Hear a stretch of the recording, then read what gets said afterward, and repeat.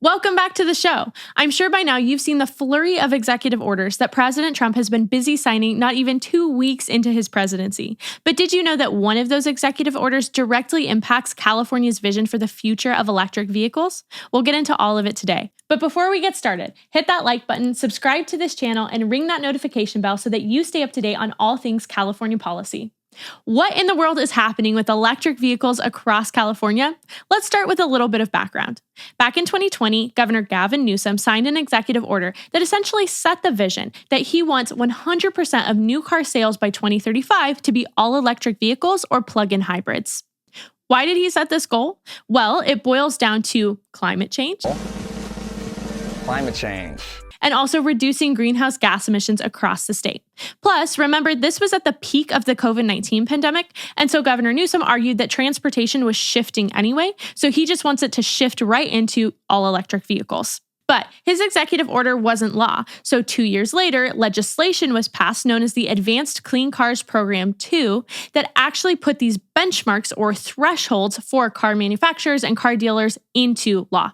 What are these thresholds? By 2026, 35% of new cars sold in California must be all-electric vehicles or plug-in hybrids. And then the benchmarks just ramp up from there. So by 2030, 68% of sales need to be electric cars. By 2033, 88% of sales. And then finally reaching 100% of sales being all-electric cars in 2035. This has already been a complete disaster. The first problem is just sheer sales themselves. Remember that by 2026, our state needs to have 35% of all vehicle sales be all electric cars. But in 2024, sales for electric vehicles were at just 25%. And in case you're thinking, oh, that's not so bad, we just need to increase by 10% in 2 years. Let's look at growth from 2023 to 2024. Between those 2 years, we only saw a 0.3% growth in the sale of electric vehicles. How in the world are we planning to grow by 10% in just 2 years to hit the first benchmark of many benchmarks in the next 10 years? We are screwed. This fails to recognize that consumer demand for electric vehicles has been slowing in recent years. Fisker was a California-based startup for EVs that recently went bankrupt. Other car manufacturers are rolling back their manufacturing of electric vehicles. And a recent poll conducted by Pew Research Center found that only 3 in 10 Americans seriously consider or somewhat seriously consider buying an electric vehicle.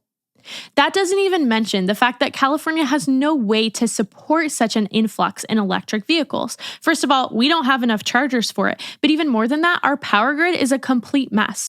In fact, just 6 days after this legislation was announced, our state power grid was so overloaded by routine summer heat that residents were warned that their electricity would be cut and there would be routine power outages.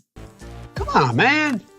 It's safe to say that California is struggling to reach its goal of reducing toxins in the air by moving to electric vehicles. But you don't have to struggle to reduce toxins in your skincare routine with incredible brands like Amalo Naturals. Amalo Naturals is a small family business dedicated to providing you with high-quality products that you can feel good about putting on your skin. They value using well-sourced ingredients like 100% grass-fed, grass-finished tallow, as well as organic essential oils. I switched to using Amalo Naturals back in April of last year, and I have loved their products ever since. My skin is so soft, and my husband doesn't even notice that most of the time when I'm at home, I don't even put foundation on. I just use their tallow products on my skin instead.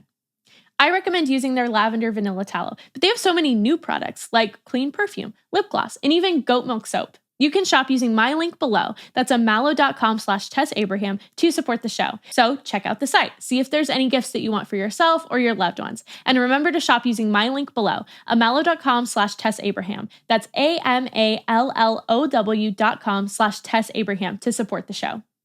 So what does President Trump think about these electric vehicle mandates? Before he even took office, he threatened to rescind the EPA's approval of these California mandates, and he even threatened to investigate if Newsom had the authority to mandate such benchmarks.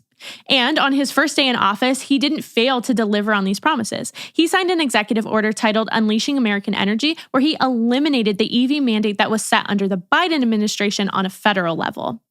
Also, just as a side note, he included this line about what the policy of the United States would be going forward. Quote, to safeguard the American people's freedom to choose from a variety of goods and appliances, including but not limited to light bulbs, dishwashers, washing machines, gas stoves, water heaters, toilets, and shower heads. That just cracks me up because it directly addresses all the controversy that we saw under the Biden administration when President Biden was trying to ban gas stoves. It's just classic Trump to write it into an executive order that the American people should be able to have whatever stove they choose.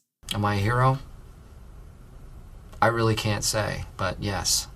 But in reality, what President Trump is doing is really important because he's changing the tone from the very top of our government. While he hasn't yet addressed California's EV mandate specifically, he's saying that the federal government will not set policy that forces consumers to purchase electric vehicles in order to reduce greenhouse gas emissions. This is common sense because the American people should be able to buy whatever they want. Consumers vote with their dollars, which means that if electric vehicles aren't doing well, it's because consumers don't want to buy them. No president, no governor, no leader should say, "No, consumer, you're wrong. You should want to buy this one thing." They should listen to the market. It's completely unrealistic. Gavin Newsom thinks that he can push forward this legislation to appeal to his liberal base. But the reality is when the bill comes due for these benchmarks to actually have been achieved, he'll already be out of office and he won't have to answer for why they weren't achieved. It's ridiculous. And now we finally have a president who is saying enough is enough. This won't be the policy across America. And I bet we haven't seen the end of what President Trump has to say about the electric vehicle mandates across California. If you want to know more about the policies around electric vehicles and my response, you should check out my full podcast episode, linked below. Thank you for joining me here today. I hope it was helpful for you as you navigate life in California. You can follow me on social media at It's Tess Abraham, and I'll see you next time for another episode of the California Conversation.